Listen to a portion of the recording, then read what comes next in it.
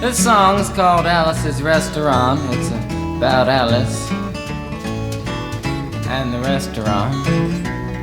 But Alice's Restaurant is not the name of the restaurant, that's just the name of the song. And that's why I call the song Alice's Restaurant.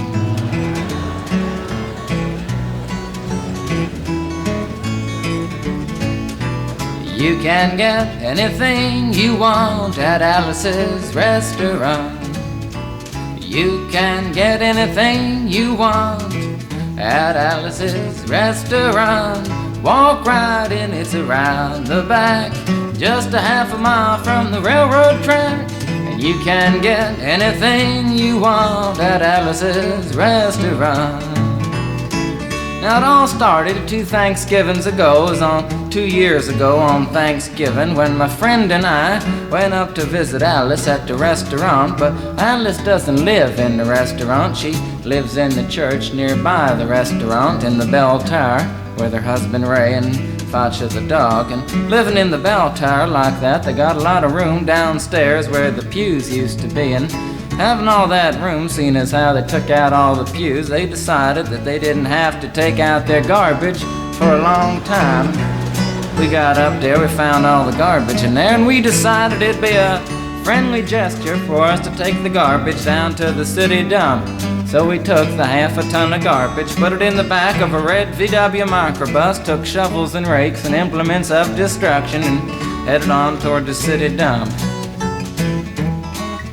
Well, we got there, and there's a big sign and a chain across the dump saying closed on Thanksgiving. And we had never heard of a dump closed on Thanksgiving before, and with tears in our eyes, we drove off into the sunset looking for another place to put the garbage.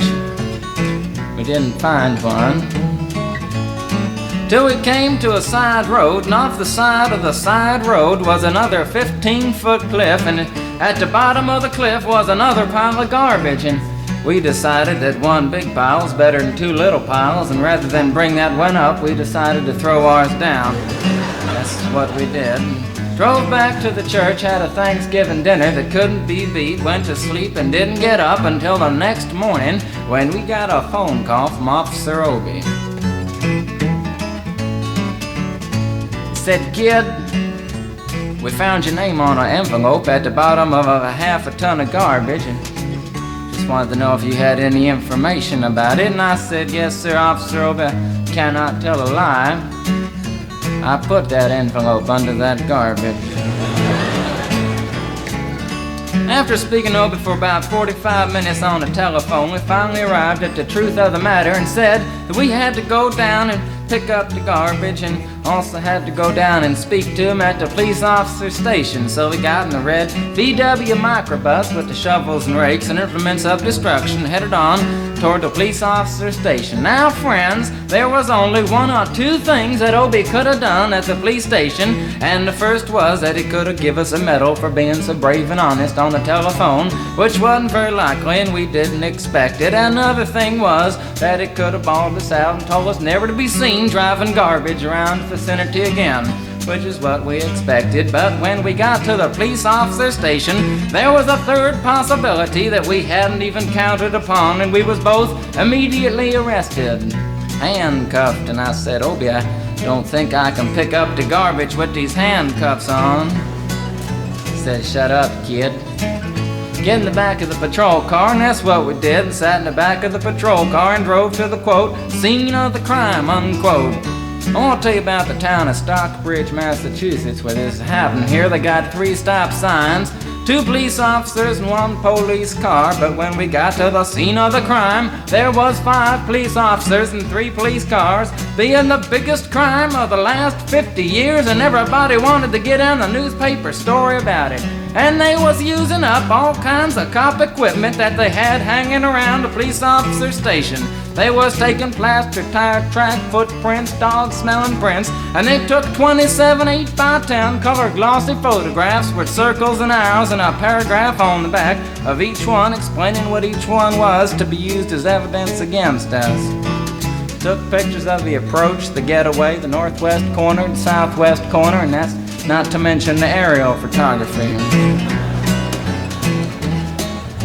After the ordeal, we went back to the jail. Obie said he was gonna put us in the cell. Said, "Kid, I'm gonna put you in the cell. I want your wallet and your belt." And I said, "Obie, I can understand you want my wallet so I don't have any money to spend in the cell, but what do you want my belt for?" And it said, "Kid, we don't want any hangings." I said, "Obie, did you think I was gonna hang myself for littering?" Obie said he was making sure, and friends Obie was, 'cause he took out the toilet seat so I couldn't hit myself over the head and drown. And he took out the toilet paper so I couldn't bend the bars, roll the toilet paper out the window, slide down the roll and have an escape.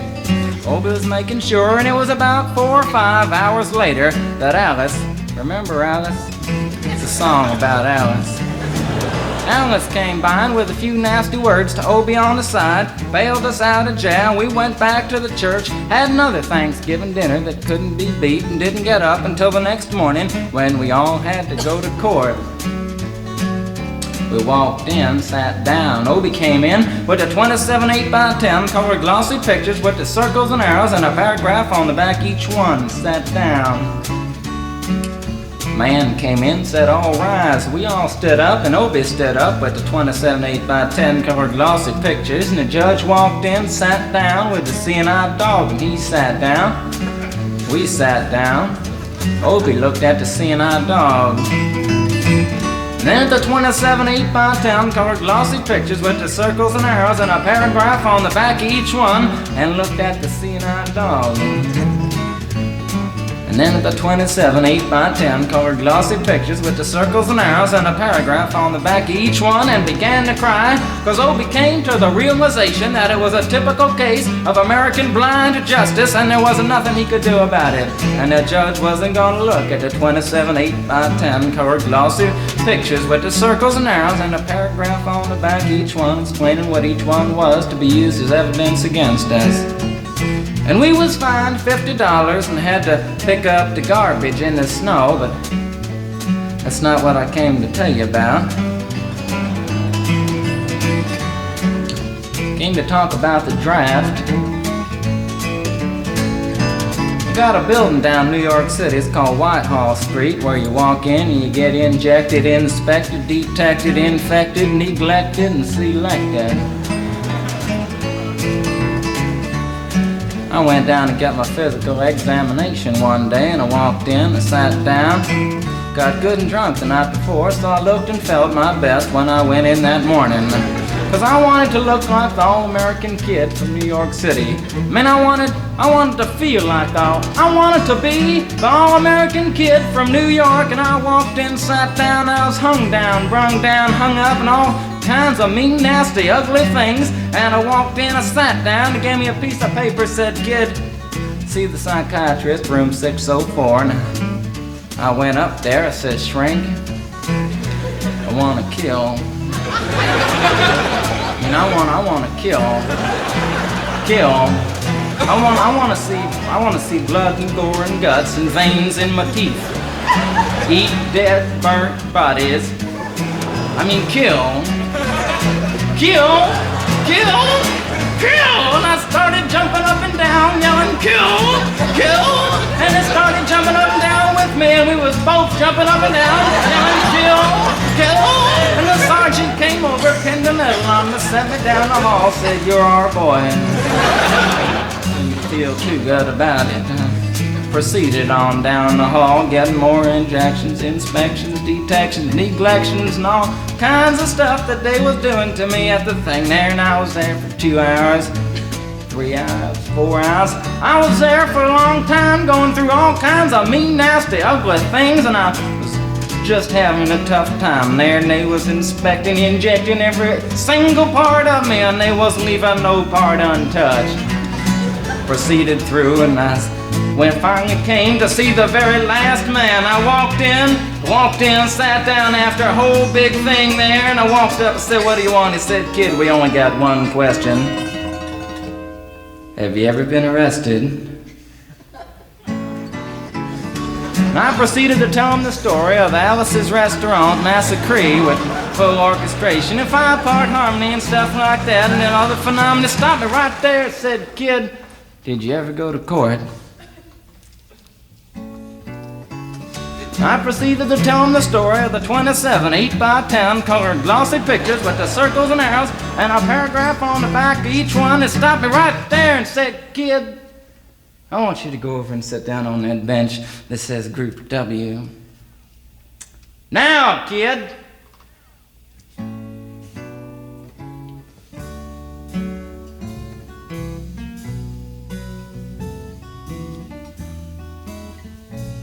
And I walked over to the bench there, and there's Group W is where they put you if you may not be moral enough to join the army after committing your special crime. And there was all kinds of mean, nasty, ugly-looking people on the bench there. As mother rapers, father stabbers, father rapers sitting right there on the bench next to me, and it was mean and nasty and ugly and horrible and crime-fighting guys are sitting there on the bench. And the meanest, ugliest, nastiest one, the meanest father raper of them all, was coming over to me, and he was mean and ugly and nasty and horrible and all kinds of things. And he sat down next to me and said, "Kid, what'd you get?" I said, "I didn't get nothing. I had to pay $50 and pick up the garbage." He said, "What were you arrested for, kid?" And I said, "Littering." And they all moved away from me on the bench there to carry eyeball and all kinds of mean, nasty things, till I said, "And creating a nuisance." And they all came back, shook my hand, and we had a great time on the bench talking about crime, mother stabbing, father rape, and all kinds of groovy things that we was talking about on the bench.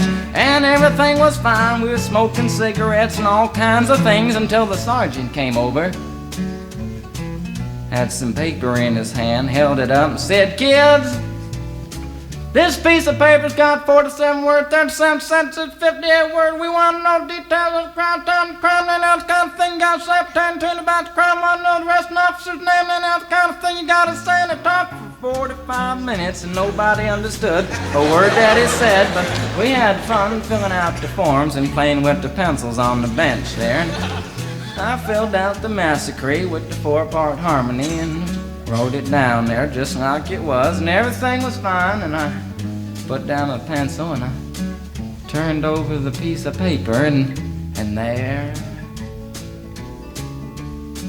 on the other side, in the middle of the other side, away from everything else on the other side, in parentheses, capital letters, quotated, read the following words: "Kid, if you rehabilitated yourself." I went over to the sergeant and said, "Sergeant, you've got a lot of damn gall to ask me if I've rehabilitated myself. I'm sitting here on the bench. I'm sitting here on the Group W bench because you want to know if I'm moral enough to join the army, burn women, kids' houses, and villages after being a litter bug." He looked at me and said, "Kid, you don't like your kind. And we're going to send your fingerprints off to Washington, and friends, somewhere in Washington, enshrined in some little folder, is a study in black and white of my fingerprints. And the only reason I'm singing you the song now is because you may know somebody in a similar situation. Or you may be in a similar situation, and if you're in a situation like that, there's only one thing you can do, is walk into the shrink wherever you are. Just walk in and say, 'Shrink, you can get anything you want at Alice's restaurant,' and walk out. You know, if just one person does it, they may think he's really sick and they won't take him. And if two people do it in harmony, they think they're both faggots and they won't take either of them. And if 3 people do it. 3, can you imagine 3 people walking in, singing a bar, Alice's restaurant, and walking out? They may think it's an organization. And can you imagine 50 people a day? I said 50 people a day walking in, singing a bar, Alice's restaurant, and walking out. And friends, they may think it's a movement. And that's what it is. The Alice's Restaurant Anti-Massacre movement. And all you gotta do to join is to sing it the next time it comes around on the guitar with feeling. So we'll wait till it comes around on the guitar here. Sing it when it does.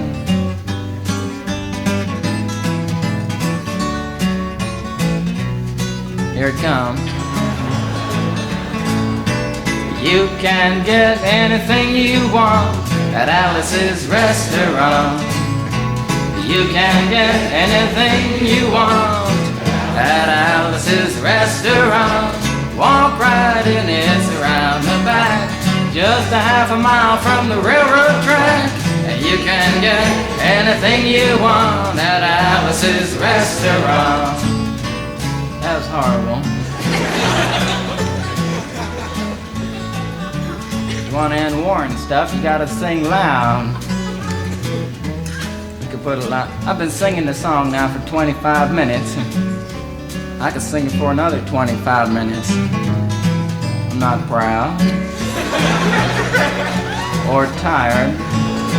So we'll wait till it comes around again, and this time with 4-part harmony and feeling. We're just waiting for it to come around is what we're doing.